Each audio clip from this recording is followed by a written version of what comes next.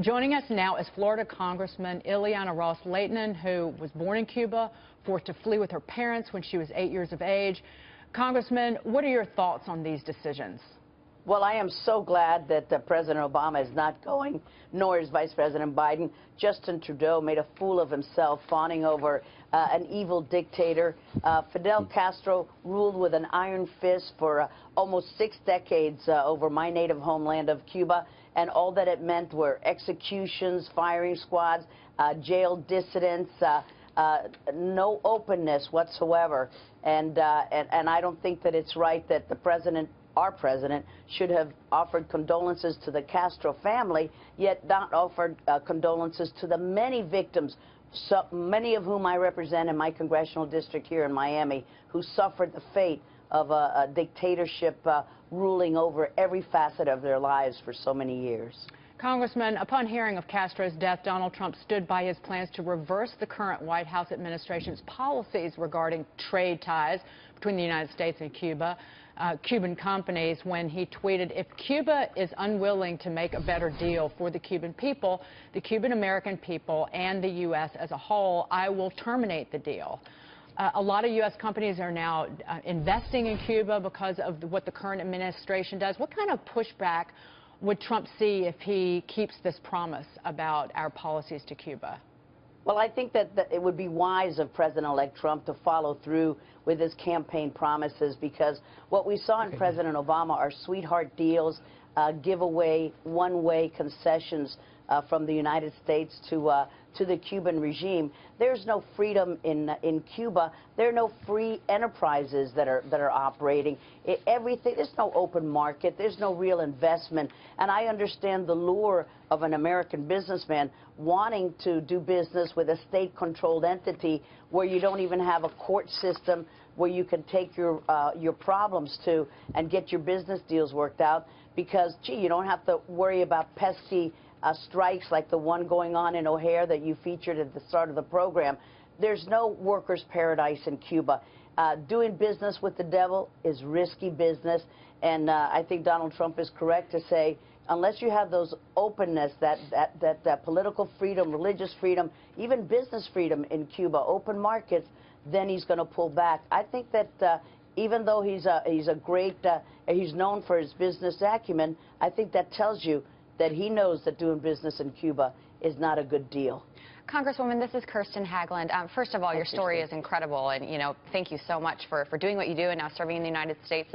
Your voice is so needed and it's wonderful. Thank you. I have a question. What do you see insofar as openness, Raul Castro and the incoming administration, once the funeral is over, looking toward the future, is there any kind of openness from the Cuban government? Are they looking to kind of change, to reform? What do you sense is their attitude toward the future?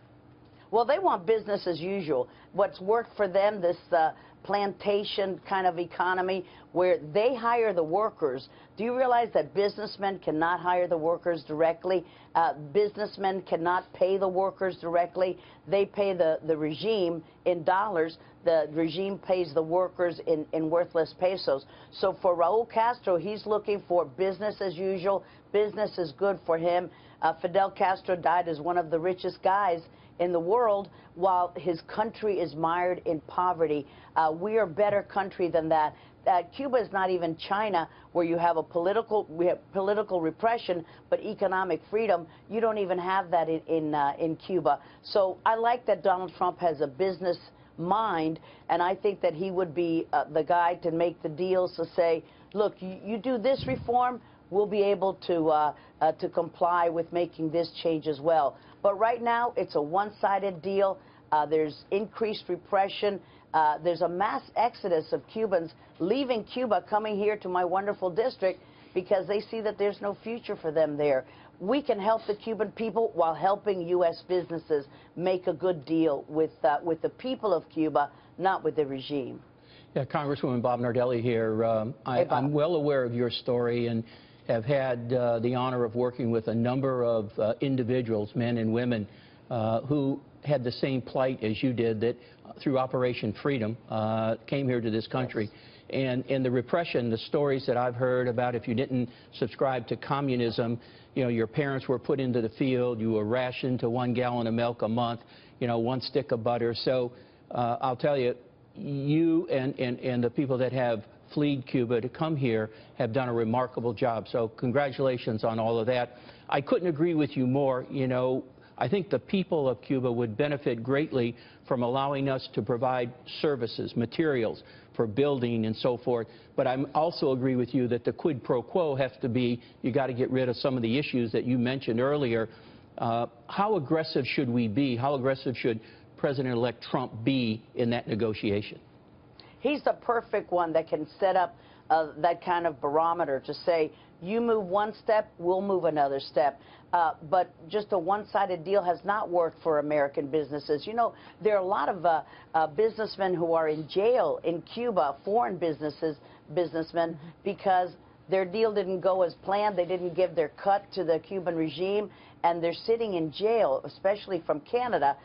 So international investors have been in Cuba for a long time. Right. American businesses are now getting their feet wet, and what they find is, look at the Cuba now. It's still crumbling. It doesn't work to have a state-owned, driven economy. We want freedom, political freedom and economic freedom. Right, Congresswoman, people in the United States, they forget that the Cuban government, if you get paid hard currency wages in Cuba, the government confiscates that and then gives you pesos, which are essentially worthless. Absolutely. And you know, the best jobs in Cuba are not being a surgeon or any kind of profession like that. Being a prostitute, good business, and working in hotels where foreigners stay, because it is an economy that is built for foreign visitors. It is not built for the upkeep of the Cuban people. So you see these decaying buildings, and it's really symbolic and analogous, and you could say a good analogy of the Cuban society. It's crumbling because they don't have freedom. You need economic freedom. You need political freedom. Do you know that right now in these 9 days of mourning, official mourning in Cuba, you can't say good morning, good evening, good afternoon. They're banned from saying that. There's no music, no alcohol, and you cannot laugh outside. This is like a Kafkaesque nightmare, what is going on in Cuba. So I'm glad that we're not sending some high-level dignitaries. This is a man who should be reviled, not revered. Congressman, great to see you. Thank you so much for being here. Thank you. Congressman Ros-Lehtinen.